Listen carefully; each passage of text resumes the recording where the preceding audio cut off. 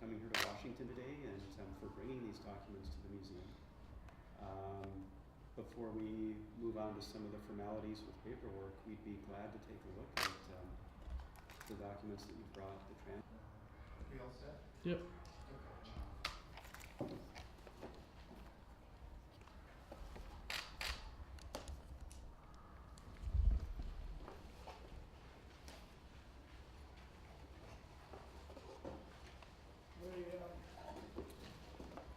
The day for the trial began, which is 68 years ago today. My general archives were going to a College of Communications, but I felt that the subject matter was much more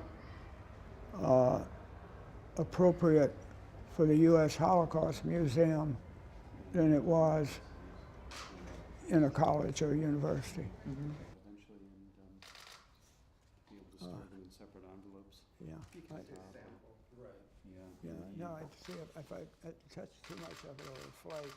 My instructions were to report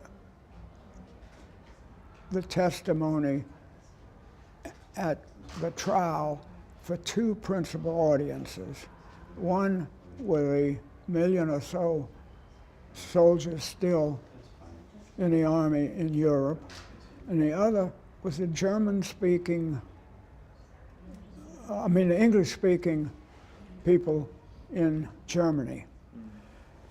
And it was an order that came on from on up high that General Eisenhower wanted the German people to know exactly what happened.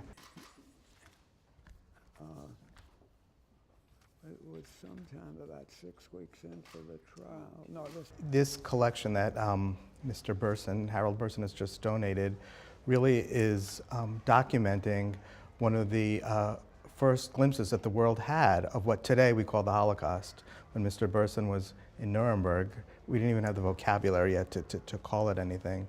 But clearly he knew it was so historically important that he held on to it all these years, that he kept this material. He knew it was of historical worth. I met there, done a rehabilitation job of all the barns and outbuildings and things like that. And